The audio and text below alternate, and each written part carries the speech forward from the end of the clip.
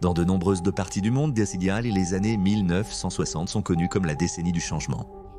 Aux États-Unis, le mouvement des droits civiques et l'assassinat de Martin Luther King Jr. ont fait des vagues à travers le pays, tandis qu'au Royaume-Uni, les adolescents grandissaient en sachant qu'ils étaient nés libres de la conscription et capables de profiter activement de leur jeunesse. Comme beaucoup d'époques, ces mystères sont souvent éclipsés par tous les grands jalons. Dans l'épisode d'aujourd'hui, nous visons à faire la lumière sur 2 cas horribles oubliés des années 60. Daisy Zick. Le 14 janvier 1963 était une journée glaciale à Battle Creek, Michigan. Avec le vent, la neige et les températures glaciales, c'était le genre de temps qui nécessitait plusieurs couches de vêtements avant de pouvoir y faire face confortablement. C'est peut-être en partie à cause de ces conditions météorologiques sévères qu'un tueur a échappé à la justice pendant près de 6 décennies. Daisy Marie Zick était une mère et épouse de 43 ans travaillant à l'usine Kellogg's et résidant à Battle Creek au moment de sa mort.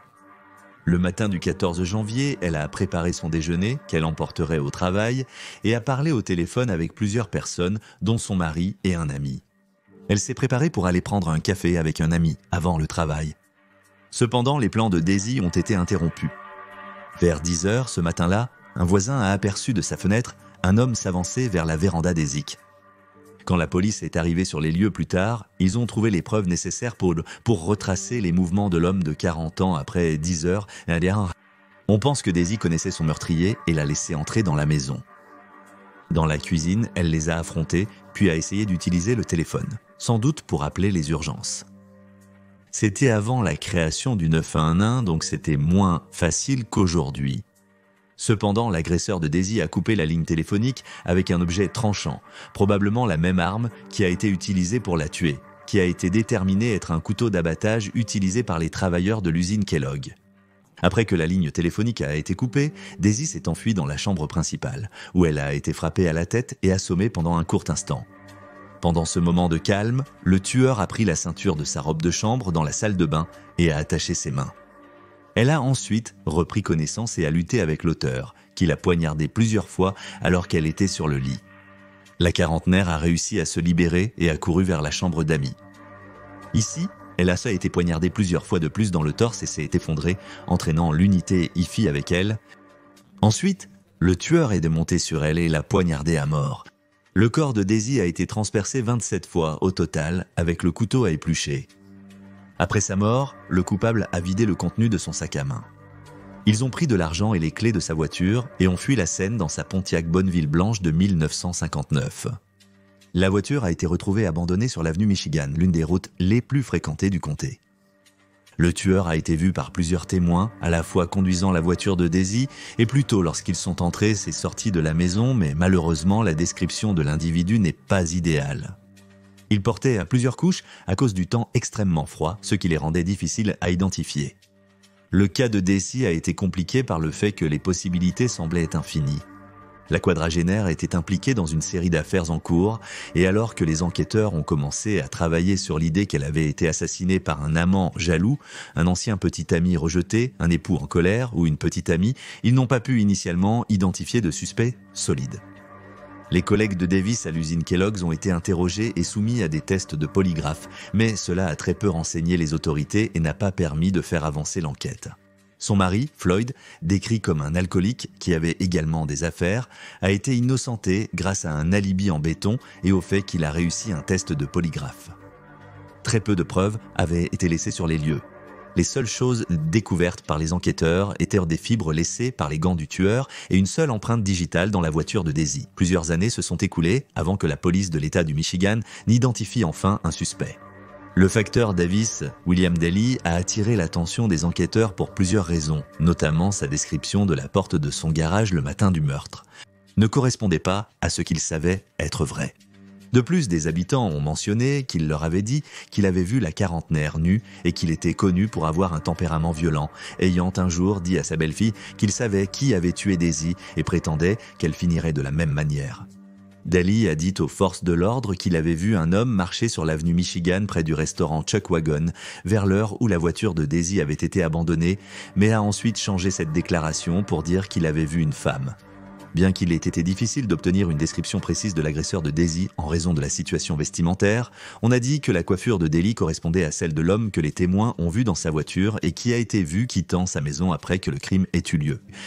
Daly possédait également une veste similaire à celle décrite par les témoins qui ont vu le coupable.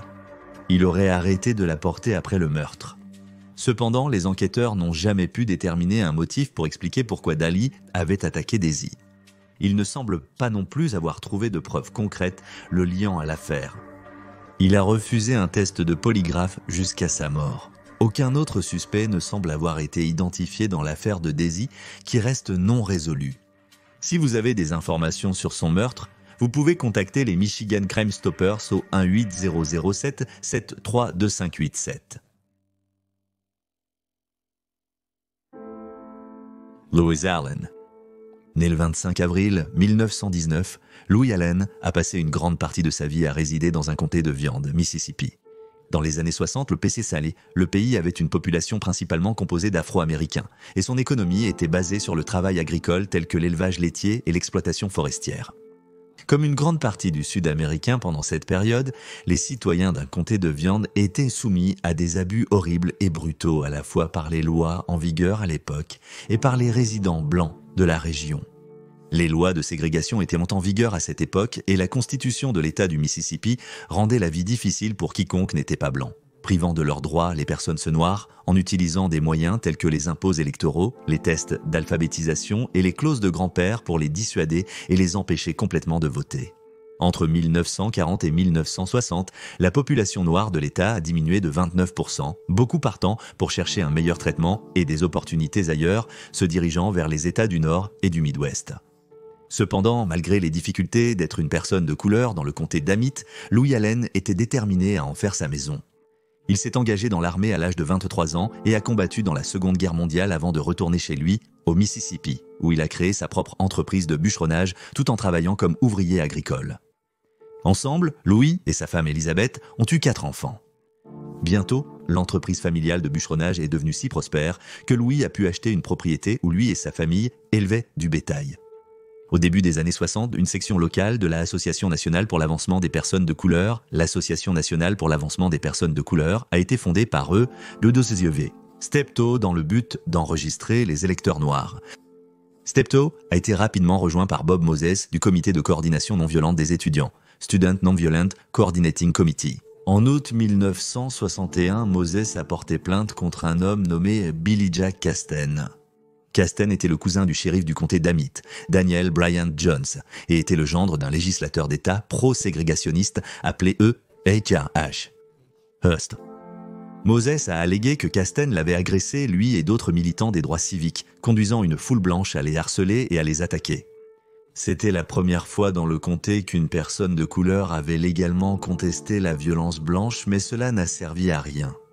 Un jury entièrement blanc a acquitté Kasten. À l'époque, les personnes de couleur ne pouvaient pas être jurées, car elles ne pouvaient pas voter. À la suite de cette décision, Bob Moses a été escorté jusqu'à la limite du comté pour sa propre sécurité, quittant le pays d'Amite en janvier 1962. Pendant ce temps, Steptoe a consulté les agents du département de la justice à Jackson au sujet des tactiques d'intimidation utilisées par des hommes blancs influents dans la ville de Liberty, où lui et Louis vivaient, bien que cela n'ait pas vraiment abouti.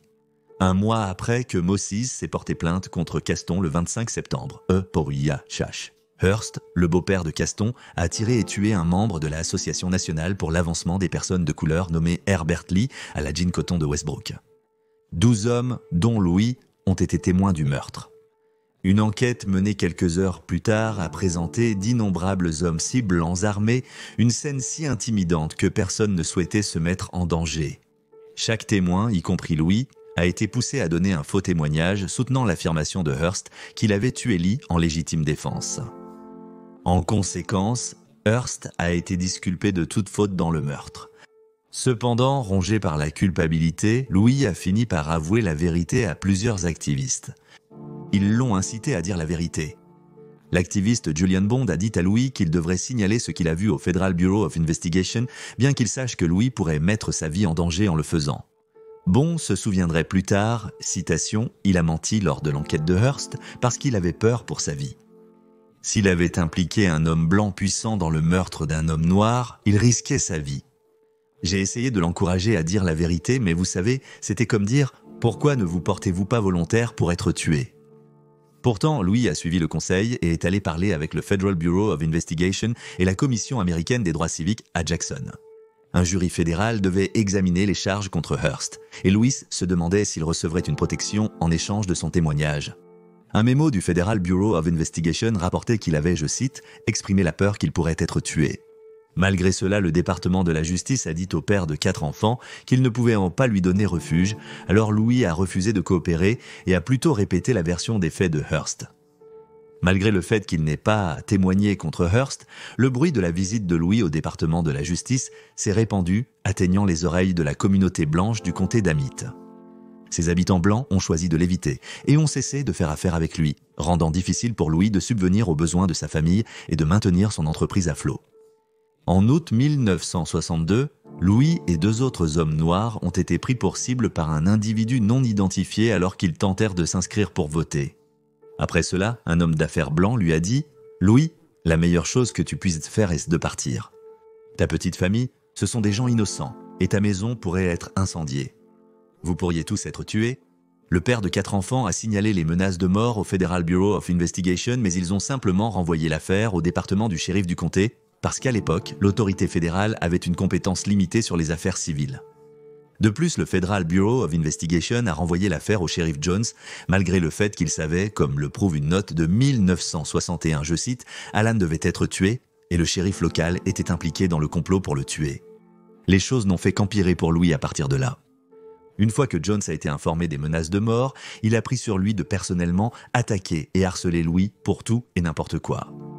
Dans une interview ultérieure, le fils de Louis, Hank, décrirait le shérif comme méchant. Il se souvient d'un incident spécifique le 30 juin 1962, où Jones a arrêté Louis pour soi-disant interférence avec les affaires de la police. Hank a dit à Columbia Broadcasting System News et il l'avait menotté, lui disant qu'il était en état d'arrestation.